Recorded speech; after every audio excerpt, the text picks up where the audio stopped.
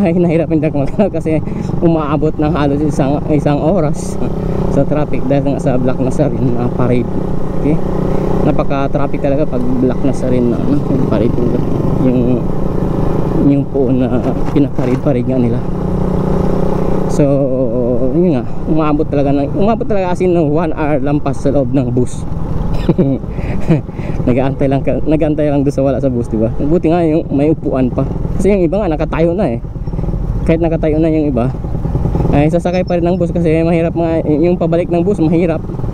So kung hindi ka sasakay, kahit hindi ka tatayo, ay talagang mahihirapan ka magantay dun. Baka abutin ka ng 8 oras dun sa sa daan pag-aantay ng bus. So kung halimbawa nakakita na ng bus, ay yung iba mas pinipili na lang tumayo kaysa sa magantay ng another bus, di ba?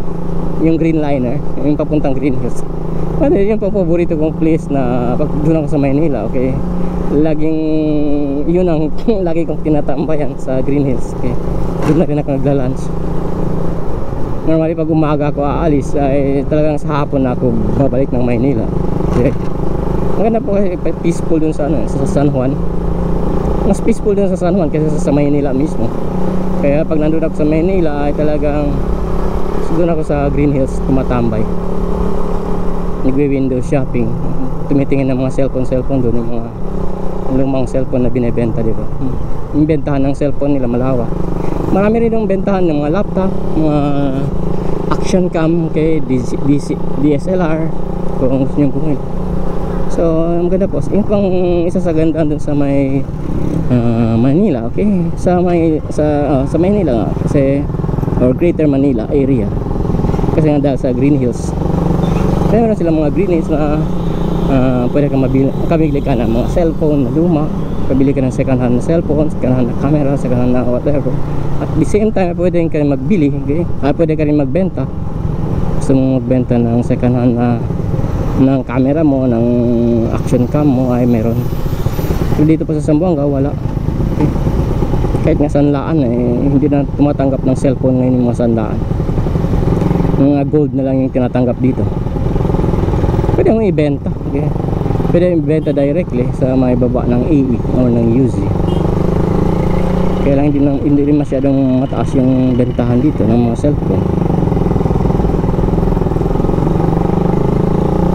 Halimbawa di masyadong bago yung cellphone, ay kinukuha lang nila mga 2,000, mga 1,500 to 2,000 lang.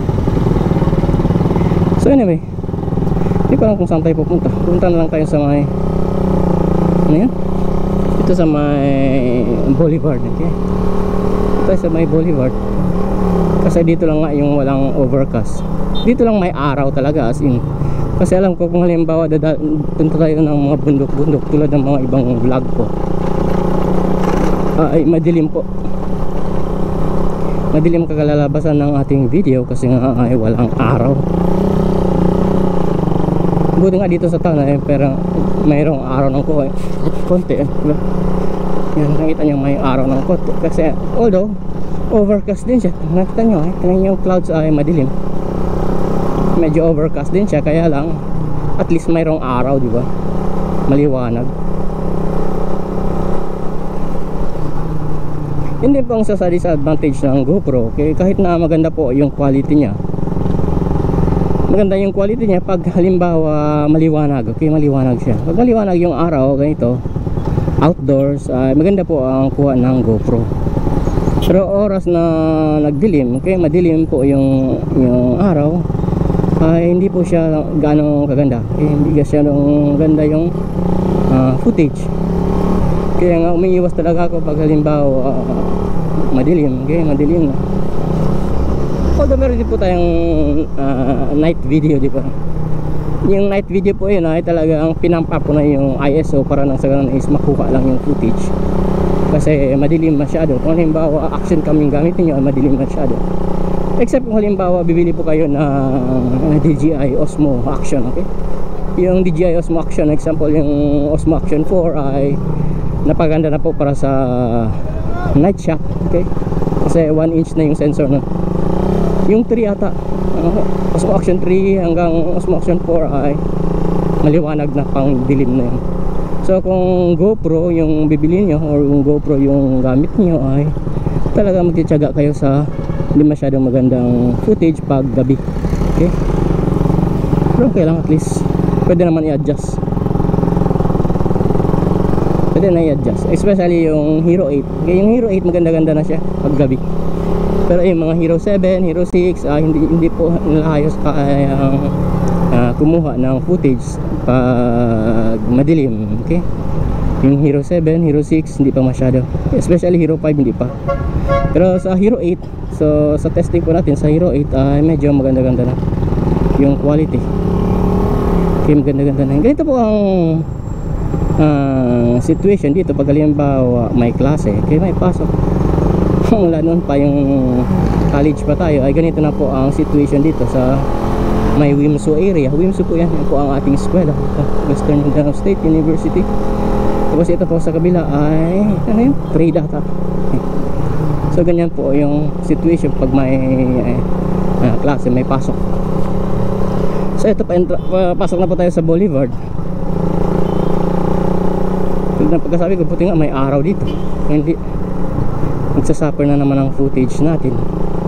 By the way, testing ko lang po ito. Okay, tinetesting ko lang yung ating setup ngayon kasi may bagong setup po ako sa ating by the way, bago po tayo ikuwento sa inyo, nasira po ang ating power station. Okay, yung ginagamit kong pang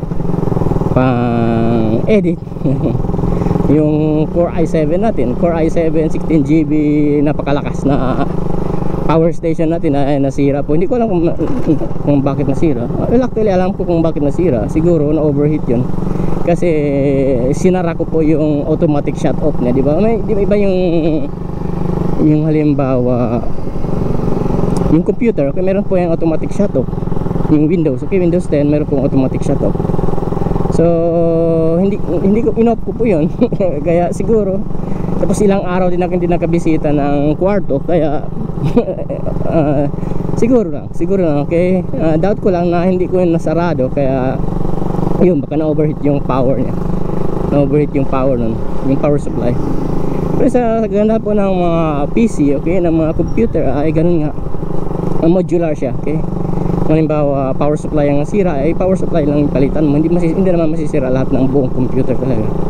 Or kung motherboard lang masisira, di motherboard lang palitan mo, magagamit mo naman yung ibang parts. Kaya ganun po ang kagandahan ng computer, okay, ng PC. So yan po ang Boulevard. Hindi na tayo makatambay sa maraming tao. Ayaw pa rin tumatambay rin. Siguro kung Sunday, yung wala masyadong tao, tatambay tayo doon. So pabalik na po tayo ng Pueblo. Pidadaan tayo dito sa mga palengke, okay. Sayang yung lakad natin ngayon kasi balak ko sanang bumili ng bolt para sa ating secondary na helmet. Kaya lang hindi ko nadala yung sample kasi iba po yung bolt niya. Medyo maliit yung bolt niya, tapos parang stainless lang ata yung available, no? Stainless bolt niya. Yung pang ano siya, pang camera na bolt. Pero meron naman dito, nakabili na ako dati. Kaya lang dapat may sample ka talaga kasi obviously kung wala kang sample ay napakaraming sizes nun. So hindi magtugma. So hindi natin makabit din kung hindi magtugma, di ba? So yan po ang bolt specialist sa gilid-gilid. So balik na tayo.